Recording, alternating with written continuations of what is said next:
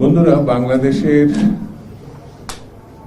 বর্তমান যে অবস্থা ইতিমধ্যে আমাদের এখানে আলোচকবৃন্দ চমৎকারভাবে বিশ্লেষণ করেছেন। আমি বাড়তি কথা বলবো না, শুধু এইটুকু বলবো, যারা এক মাসের মধ্যে সরকার পরিবর্তন, হাসিনার বিদায়, বিপ্লব, গণঅভ্যুত্থান ঘটিয়েছেন, এই এক মাসের ঘটনা কিন্তু বাংলাদেশে একটা আছে, একটা গোষ্ঠী আছে যারা অতীত এমনকি ভবিষ্যৎটা তারা দেখতে পায়, অতীত মানে এটা নিতে চায় না, মানে অতীতে কিছু ছিল এই জিনিসটা তারা অ্যাকসেপ্ট করতে চায় না। এক মাসে সবকিছু তারা সংগঠিত করছে। এমন কি সরকারের প্রধান যে ব্যক্তি, তিনিও ডক্টর মোহাম্মদ ইউনূস অত্যন্ত পাণ্ডিত্যপূর্ণ ব্যক্তিত্ব এবং তার কর্মক্ষেত্রে সফল, কিন্তু তিনিও অতীতটা দেখতে পারেন না। একজন তো এই সরকারের বিরুদ্ধে বলে ফেললো 53 বছরে রাজনীতিবিদরা কি করেছে। সুশ্রী একজন নারী, আমি তাকে পরিবেশ আন্দোলনের সফল ব্যক্তি হিসেবে মনে করি, কিন্তু রাজনীতির ক্ষেত্রে তিনি কতটা কাজ করতেন জানি না, বলেই ফেললেন। ঠিক তেমনি ছাত্রদের সরকার, ছাত্ররাই তাকে বসিয়েছে। এই যে এক মাসের ঘটনা, সেটি আমাদের ডক্টর মোহাম্মদ ইউনূস অতীতে আর জাননি, এক মাসের মধ্যে আটকে গেছেন। এমনকি এক মাসের একজন ব্যক্তিকে খুঁজে বের করে নিয়ে সঙ্গে করে আমেরিকায় গিয়ে আমেরিকার সাবেক প্রেসিডেন্ট ক্লিন্টনের সঙ্গে পরিচয় করিয়ে দিলেন। ইনি হচ্ছে মাস্টার মাইন্ড, অর্থাৎ এই ছেলেটি এক মাসের ভিতরে সবকিছু উদ্ধার করেছে, সবকিছু সফল করেছেন, মানে এমনকি হাসিনারও দাঁড়িয়েছে। তা আমার কাছে মাঝে মাঝে মনে হয়, যখন বসে থাকি, একা একা থাকি, কথা বলি, নিজের সঙ্গে নিজে কথা বলি, তখন আমি ভাবি যে ডক্টর মোহাম্মদ এক মাসের মধ্যে এরকম একটা সফল আন্দোলনের মাস্টার মাইন্ড খুঁজে পেলেন, তাহলে 6 মাস লাগছে কেন জিনিসপত্রের দাম কমাতে? 6 মাস কেন লাগছে? এখন 6 মাস তো পেরিয়ে গেছে, পার হয়ে গেছে 6 মাস। আইন শৃঙ্খলা পরিস্থিতি উন্নতি করবে, মাস্টার মাইন্ড তো এক একটা বের করতে পারত। খাদ্যের মাস্টার মাইন্ড, আইন শৃঙ্খলার মাস্টার মাইন্ড, বাণিজ্যের মাস্টার মাইন্ড বের করতে পারতো না? ডক্টর মোহাম্মদ ইউনূস বিরাট একটা মানে বিখ্যাত ব্যক্তিত্ব, সারা পৃথিবী যাকে চেনে। আর তিনি এদেরকে সঙ্গে করে নিয়ে বিদেশে গিয়ে বলতেন, ইনি হচ্ছেন খাদ্যের মাস্টার মাইন্ড, এক মাসের মধ্যে জিনিসপত্রের দাম কমাই ফেলছে। সবকিছুর একটা সুস্থতা আছে, শয়তানিরও একটা সুস্থতা আছে। এই কটা লোক গত 6 মাসে বাংলাদেশে যা করেছে, যা স্বীকার অস্বীকার করেছে, সেটা খুব ভয়ঙ্কর, খুব ভয়ঙ্কর। যেমন এক শ্রেণীর খেলোয়াড়ই বলবো, এটা তৈরি হয়েছে জাতীয় ইলেকশনের আগে স্থানীয় ইলেকশন করতে হবে। খুঁজে খুঁজে দেখবেন এই কথাগুলো যেখান থেকে বেরিয়ে আসছে, তার 71 সালে মুক্তিযুদ্ধের সময় পাকিস্তান টিকিয়ে রাখতে চাইছে, যারা 2-3% বেশি ভোট তাদের নাই। এটা ভালো করে সুস্থতার সঙ্গে চিন্তা করে দেখবেন, এদের চেহারা, চালচলন, কথাবার্তা সব সময় একটা গোষ্ঠীর মধ্যে আটকে থাকে। সুস্থতার রাজনীতি, সুস্থ রাজনীতি, গণতান্ত্রিক রাজনীতি, আগে তো এরা ইসলামী বিপ্লবের কথা বলত, এখন সেই বিপ্লব বাদ দিয়ে ভোটের রাজনীতিতে আসছে। ভোটটাও যাতে সুষ্ঠুভাবে না হয়, সেই বিধি ব্যবস্থার মধ্যে তারা দেশটাকে নিয়ে যেতে চাচ্ছে। আমার এলাকায় আমি যখন নির্বাচন করি 96-এ, তখন আমার দল নেতৃবৃন্দ, তার ভিতরে একজন এখানে বসে আছে, ওই যে আমাদের সংক্ষেপে নাম টিলু ভাই, রাজনীতি করছে। তো একটা গোষ্ঠী এসে, আমি নাম বলবো না, তারা এসে বললো যে এই জায়গায় আমরা আপনাদের পক্ষে কাজ করছি, মানে বিএনপির বাইরের লোক, এই জায়গায় এই অমুক জায়গায় থানা, ইউনিয়ন ওয়ার্ডে। তো তারপরে বললাম, তো করেন, অসুবিধা কি, আমাদের পক্ষে কাজ করছে। বলে ভাই আরেকটা ফর্দ বের করে ফেলল, আমাদের 40 লাখ টাকা খরচ হয়, 40 লাখ টাকা দিতে হবে। আমি বললাম এই 40 লাখ টাকা, আমার ইলেকশনের বাজেট তো 12 লাখ টাকা আমার এলাকার, কারণ আমার থেকে যে টাকা এটা লাগেই নাই, আমার এলাকার ইউনিয়ন ওয়ার্ড, এমনকি আপনাদের কাছে আজকে বলি বিএনপির পক্ষে ঘরের গৃহবধূরা পর্যন্ত তাদের জমানো টাকা খরচ করেছে।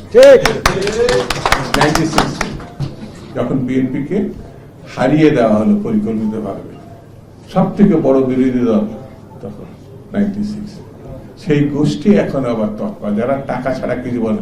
আপনার কেউ কেউ হয়তো 5-10 হাজার টাকা চাঁদাবাজি করছে না, আমি বলবো না, হয়তো কেউ কেউ করছে, কিন্তু ব্যাংক দখল করে ফেলেছে, কোচিং সেন্টার দখল করে ফেলেছে, 20 তলা হাসপাতাল দখল করে ফেলেছে। এদের কথা কোন জায়গায় পত্রিকা লেখারও সাহস পারে না, আলোচনায় হয় না, এটা তো জানেন। এরা তৎপর। তাহলে গণতান্ত্রিক বিধি ব্যবস্থা যারা পছন্দ করেন তাদেরকে আরো তৎপর হতে হবে, আরো ঐক্যবদ্ধ হতে হবে, আরো সতর্ক হতে হবে, না হলে ভবিষ্যৎ খারাপ। খারাপ এই কারণে বলছি, ক্ষমতার চেয়ারে যারা একবার বসে সহজে এটা ছাড়তে চায় না, তারা বুঝতেও চায় না এটা তাদের কাজ না। যেমন রাজনীতিবিদরা এনজয় করতে যায় না, তারা সাধারণ মানুষের কাছে যায়। এনজিও এর যে অত্যাচার, তাদের থেকে রক্ষা পাওয়ার জন্য রাজনীতিবিদের কাছে তারা আসে। কেউ কেউ গলায় দড়ি দেয়, তারা এত হতাশ হয়ে যায়। কিন্তু রাজনীতিবিদরা একমাত্র বাংলাদেশ শুধু না, সারা পৃথিবীতে স্বপ্নের জাল বুনতে থাকে। কখনো সফল হয়, জনগণকে কখনো সাফল্য দিতে পারে, কখনো নাও দিতে পারে, কিন্তু শেষ বিচারে রাজনীতিবিদরাই দেশ পরিচালনা করে। সেই রাজনীতিবিদ যখন বিচ্ছিন্ন হয়ে যাবে, তাহলে দেশের খুব কঠিন অবস্থা হবে, ভবিষ্যৎ অনিশ্চিত হবে। সেই জন্য রাজনীতিবিদদেরকে যারা ছোট করছে, তারা আসলে স্বৈরতান্ত্রিক ব্যবস্থারই প্রতিচ্ছবি তুলে ধরেছে। রাজনীতিবিদদের কেউ বলছে না 53 বছরে কি করেছেন, আরে কি ঘটনা, 53 বছরে বাংলাদেশ স্বাধীনতা আসছে, রাজনীতিবিদরা করেছে। তার আগে পাকিস্তানে আমলে 21শে ফেব্রুয়ারি ছাত্ররা মানে রাজনীতিবিদ, 62 ছাত্র আন্দোলন, 71 মুক্তিযুদ্ধ, তারপরে শেখ মুজিবের বিরুদ্ধে যে গণ আন্দোলন এবং একসময় তার পতন, এর প্রেক্ষাপট তো রাজনীতিবিদরা তৈরি করেছে। তবে শহীদ জিয়া রহমানের মতো এত বড় রাজনীতিবিদ আর কি বাংলাদেশে কেন, পৃথিবীতে আছে কিনা আমার সন্দেহ। এটাকে আপনার চোখে পড়লো না? গণতন্ত্র মানে ফ্যাসিবাদী একদল থেকে শহীদ জিয়া রহমানই তো বহুদলীয় গণতন্ত্র ফিরিয়ে আনলেন, এটা রাজনীতিবিদ না? সকল সংবাদপত্র উন্মুক্ত করে দিলেন যে 4টি বাদেশ ছিল, এটা কি রাজনীতিবিদ না? করে নাই? এগুলো চোখে দেখতে পাচ্ছে না। বেগম খালেদা জিয়ার রাজনীতি দীর্ঘ 9.5 বছর যে আন্দোলন সংগ্রাম এবং সামরিক স্বৈরাচার হোসেন মোহাম্মদের বিদায় করা, আর একটি নেতৃত্ব যার নাম আপোষের নেতৃত্ব, চোখে পড়ে না? বেগম খালেদা এই যে সর্বশেষ একেবারে মৃত্যু পথযাত্রীর মতো তিনি অবস্থায় পড়ে গিয়েছিলেন, একমাত্র নেত্রী দেশ নেত্রী বেগম খালেদা, চোখে পড়ে না? আর তারেক রহমান যার নির্বাসনে প্রায় পুরো জীবনটাই তো বিদেশে কেটে গেল, চোখে পড়ে না? খালি একবার ছাত্রদের কাঁধে পা উঠিয়ে আপনার খপনা মসনদে বসেছেন। রাজনীতিকে ছোট করবেন না, রাজনীতিবিদদের ছোট করবেন না, আন্দোলনকারীদের ছোট করবেন না, তাহলে দেশ থাকবে না। জনগণকে সংগঠিত করতে হলে আমাদের ঐক্যবদ্ধ হতে হবে এবং সতর্ক হতে হবে। চারিধারে ষড়যন্ত্র, দেখেন না পার্শ্ববর্তী দেশের মিস্টার মোদি আমেরিকায় গেছে, কার পক্ষে দুতিয়ালি করতে? বাংলাদেশটিকে একেবারে ধ্বংস করে দিয়েছে, একেবারে শেষ করে দিয়েছে, গণহত্যা চালিয়েছে, ব্যাংক ব্যবস্থা একেবারে লুটপাট করে সর্বশান্ত করেছে।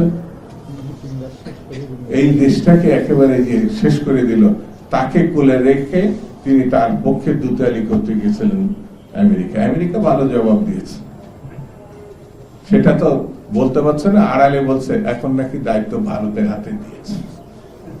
এইসব বাহানা করে কোনো লাভ হবে না। ভারত ভারতের জায়গায় থাক, বাংলাদেশ বাংলাদেশের জায়গায় থাক। এখানে কৃতদাসের শাসন মানুষ বরদাস্ত করে না, এটারও বাস্তবতা। সেই জন্য আমাদের বন্ধু থাকতে পারে, কিন্তু প্রভু তো আমরা গ্রহণ করিনি। এটা আমাদের নেত্রীর কথা। তিনি বিদেশে বন্ধু চাইছেন, কিন্তু কৃতদাস চাননি, সেই জন্য কৃতদাস হতে চাননি। সেই জন্য বন্ধুরা, আমি আর বেশি কথা বলবো, শুধু এতটুকু বলি, এক জায়গায় থাকতে হবে, এক থাকতে হবে। 16 বছর 17 বছর ধরে যে লড়াই করেছেন, সংগ্রাম করেছেন, তার ফসল আমাদের ঘরে তুলতে হবে। আর সেই ফসল হচ্ছে একটি নির্বাচিত, গণতান্ত্রিক, জনসমর্থিত রাজনৈতিক সরকার। এই সরকার যতক্ষণ পর্যন্ত আমরা প্রতিষ্ঠা করতে না পারবো, ততক্ষণ আমাদের কাজ শেষ হয়েছে এটা আমাদের ভাবার কোনো কারণ নাই। সেই দিকে আমাদেরকে এগিয়ে যেতে হবে। সকলকে ধন্যবাদ। খুদা হাফেজ। বাংলাদেশ জিন্দাবাদ।